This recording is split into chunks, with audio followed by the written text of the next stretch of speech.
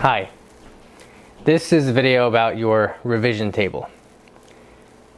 The simple way to look at this thing is a reference tool. You just use the Control F feature, which is to find things, and you search for these keywords that I've highlighted on the left. A lot of the things on the right you might not understand right now, but they'll make sense later. You just have to read the other sheets that I'm going to give you. So I'm going to go through this one at a time and tell you what I'm looking for and telling you how you can improve your writing with this. I'm going to try not to spend too much time on it because this is something that if I normally did it in class, I would just hand it out. You would look at it. I would go over it in like 5 minutes. You might ask a question or two. But for the most part, it'll make a lot more sense once you actually have an essay in front of you and you have some of the other handouts that I would normally use. Anyway, the first line, again, this is using the find feature, which you hold Control, you press F, and then you search for these keywords, the things that are highlighted. When we get toward the end, you'll see it doesn't really make much sense to do what's highlighted, but more to do like the entire word. So let's start with the simple personal pronouns. We've got us and we. Whenever you write for a college level class, you never really want to refer to yourself. You want to focus more on whatever the topic is. Then there's our, you, your. Just stay away from anything that sounds like it's including you in whatever the topic is.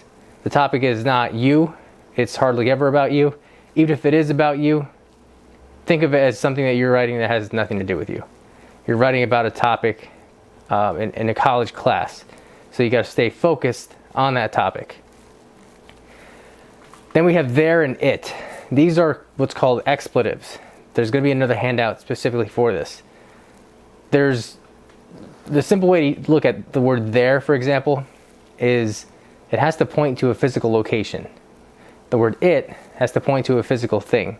If you're using these words in a sentence and they're not pointing to a physical location or a physical thing, then you probably are using them as an expletive. So you're going to want to revise that. Then we have what's called passive voice. There's going to be another handout on passive voice and active voice. You want to always write an active voice. I'm going to go over that in more detail later on. But when you decide to revise through your essays, you're going to just search for these keywords. The verb to be, and you're going to need a past participle next to it. So the verb to be, if you've taken a foreign language class, you'll realize it's just some word that means literally to be. So in English, it's is, are, was, were, be, and being. These all kind of mean to be.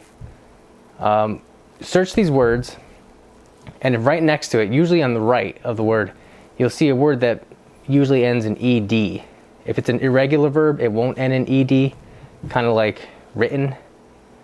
Something like that, it could be passive voice, but you have to read the context to see how you're using it.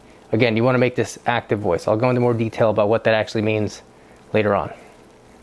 Next, we have something that's very common, and it's when people write, especially in college level classes, they don't really refer to anything specific.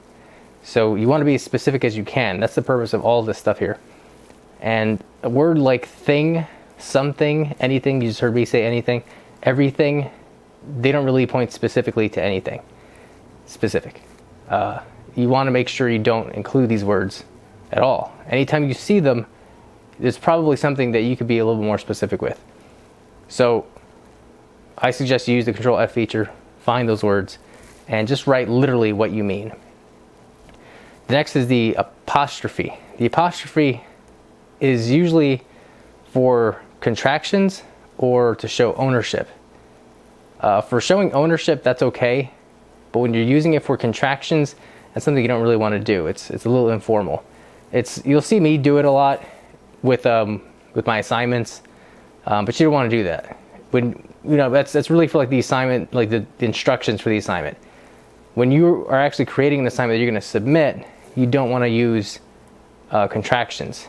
The one thing about that, the one explanation I have, is you got to be aware of your audience, and this is really just practice for this. So I want you to get in the habit of not using contractions at all when you write.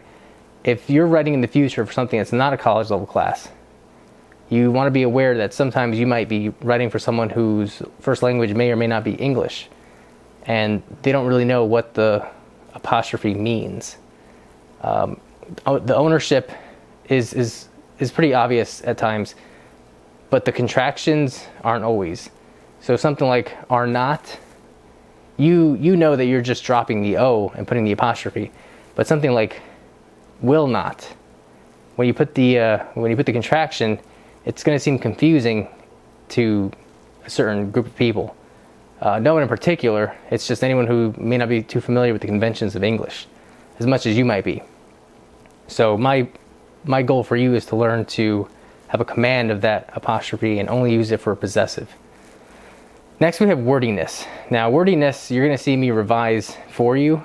I might just highlight a whole bunch of words and just say, you can just put this word. And you can just kind of expand your vocabulary that way, because you're really just trying to make one point, and instead of using a whole bunch of words, you can make that point by saying just a single word. After that, we have what's called the Fanboys. You probably learned about this in elementary school if you grew up here. That's for, and, nor, but, or, yet, so. You don't want to start any sentences with these words, and that's because these are called coordinating conjunctions. These usually come after a comma, somewhere in the middle of a sentence. And they're in what's called a dependent clause.